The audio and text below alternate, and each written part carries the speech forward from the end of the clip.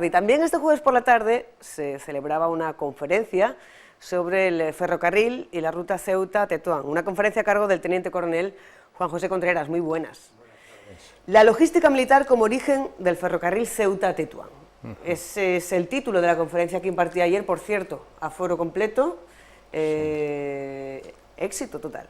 Sí, estoy contento con el resultado, sobre todo con los comentarios posteriores de amigos y compañeros, y estoy contento, sí. Bueno, pues cuéntenos un poquito, ¿cuál es el origen del ferrocarril y de la ruta Ceuta-Tetuán? Sí, en la conferencia he tratado de salir del contexto que tenemos todos los ceutís, de que es una idea espontánea, vamos a construir el ferrocarril. No, ya desde 1898, con los incidentes de Fachoda y los acuerdos de 1900, ya se empieza a perfilar lo que iba a ser el reparto de África entre las potencias europeas, y dentro de ese reparto estaba Marruecos. Hay una serie de acuerdos en 1902 que no se llega a firmar entre Francia y España, en el que ya hay un reparto territorial de Marruecos. En ese acuerdo no firmado ya entraba Fez y Tánger, luego fue más restrictivo. Ya en 1906 y posteriormente ya en el 12 se firma el Tratado de Fez con el reparto exacto. En un principio ese reparto era simplemente una ocupación con policía para mantener el orden. Terminó siendo una ocupación militar porque los franceses empezaron a presionar por el sur, tomaron Fez, entonces desembarcamos con infantería de marina en Larache, o sea, fue primero la toma de Larache, la entrada de tropas en Larache, que la de Alfao por el norte de Tetuán. Ese reparto tiene una consecuencia inmediata en los inversores. Lo que se quería lograr no era el ferrocarril era una consecuencia y un medio para conseguir el objetivo que se pretendía, y el objetivo no era otro que enlazar con las rutas francesas, centroafricanas y del África occidental. Para eso se necesitaba un puerto y se necesitaba un ferrocarril, y el ferrocarril dentro de ese ámbito es el de Ceuta-Tetuán. ¿Y eso más o menos en qué año era? Pues termina aprobándose, se inaugura en 1918, pero ya digo que el origen del reparto y la necesidad del puerto y del ferrocarril nace mucho antes. Ya en 1902 existen esas intenciones. En 1904 se crea la Junta de Obras del Puerto, o sea que ya se estaba pensando en construir el puerto y la construcción del ferrocarril, aunque se inaugura en el 18, en 1918. ¿Y qué supone para la sociedad de entonces la inclusión del ferrocarril Ceuta-Tetuán? Bueno, lo importante del ferrocarril es que hay una perfecta simbiosis entre el desarrollo, la construcción del ferrocarril y su planeamiento, su construcción, con la situación social, política y económica, no solamente del norte de África, sino de España y de Ceuta. Con la aparición con las construcciones del puerto y del ferrocarril, empieza a aparecer una incipiente burguesía. No vamos a dar, bueno, Mesa, la familia Cerny, la familia Samuel Achuel, la familia Trujillo, o sea, con el agua, la traída de aguas, hay una serie de... Ya empieza aparece una pequeña burguesía. Pero realmente donde se mueven los capitales, son los grandes capitales son de Vascongadas, el País Vasco, de Cataluña y la parte financiera, la alta financiera de Madrid. Esos son los que quieren invertir en esas grandes obras de infraestructura. Una vez que empiezan esas obras, atraen una gran cantidad de obreros. La primera contratación de la Junta de Obras del Puerto fueron 400 obreros, que son 400 familias. ¿De la península? De la península, concretamente de Cádiz y Málaga. Son 400 familias y Ceuta no está preparada para eso. Ceuta no tiene una infraestructura ni viviendas para alojar 400 familias que vienen de golpe, increciendo por el tema de las grandes obras que continuaban. Y aparece una clase obrera inexistente hasta ese momento. En 1911 es cuando deja de existir como presidio Ceuta.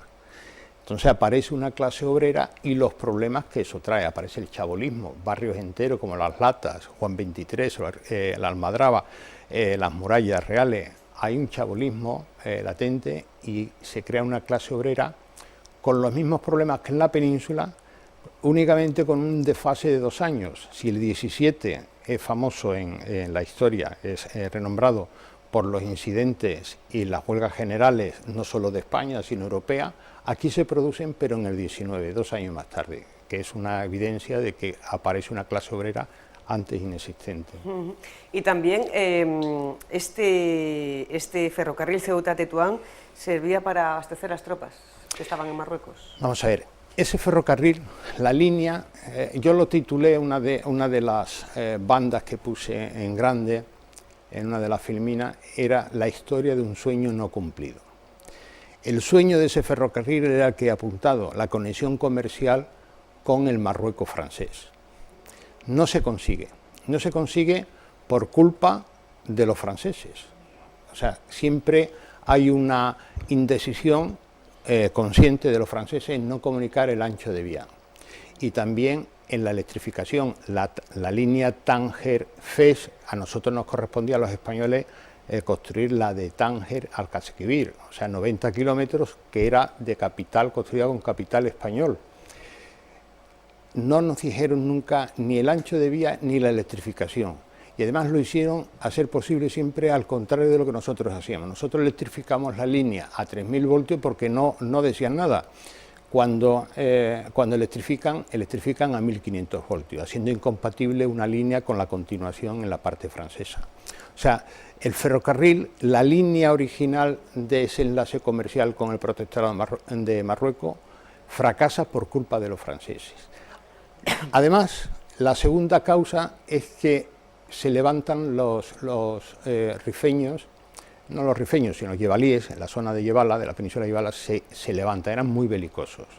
Entonces el ferrocarril lo primero que hay que hacer es cambiar el trazado. Del interior se hace por la costa, por donde va la carretera. Esa es la primera consecuencia. Y la segunda, que dada la premura de tiempo, porque hay que abastecer a las tropas, y se suponen en cerca de 100 millones de aquella época anuales de gasto en logística.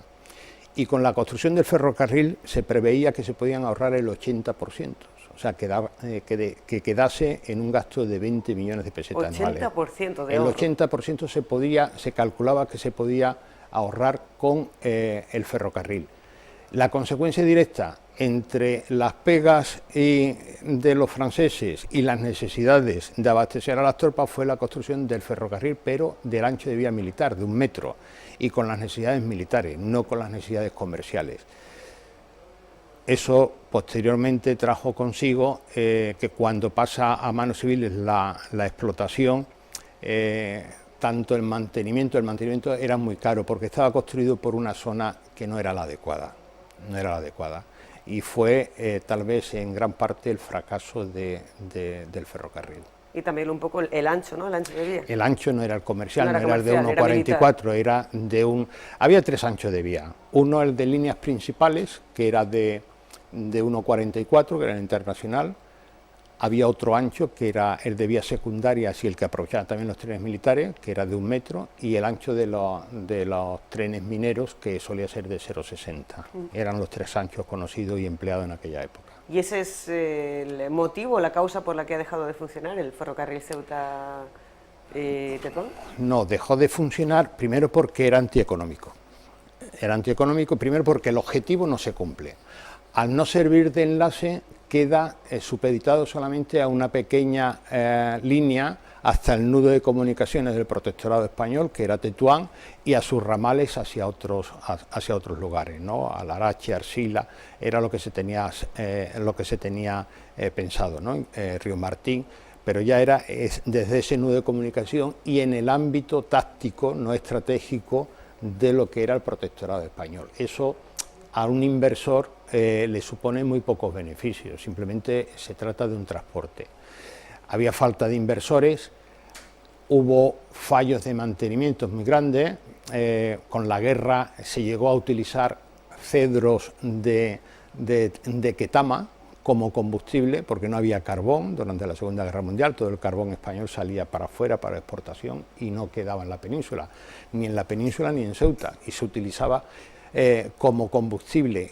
Eso provocaba grandes averías. Las máquinas eran de 1900, Elcos de 1916, fabricadas en 1916, o sea que eso empieza a que sea deficitario porque la gente empieza a preferir la carretera que estaba en buenas condiciones. Hay un intento en 1930 de electrificar la línea y ese resurgimiento perdón, de la línea Ceuta-Tetuán. Incluso hay proyectos muy bonitos de Gaspar Blesi, hay una estación diseñada preciosa en Ceuta, y no se consigue tampoco por falta de inversión. Entonces va decayendo, va siendo deficitario y llega un momento en el 45 que es totalmente deficitario. Si vemos una gráfica, vemos que van sucediéndose las pérdidas. Y en el 58 ya se ordena, en el 56 fue la independencia de Marruecos y en el 58 se suprime la línea. ¿Considera que sería viable una línea actualmente? ¿Una línea de ferrocarril entre Ceuta y Tetuán o cualquier otro punto de Marruecos? ¿Sería factible? Técnicamente sí.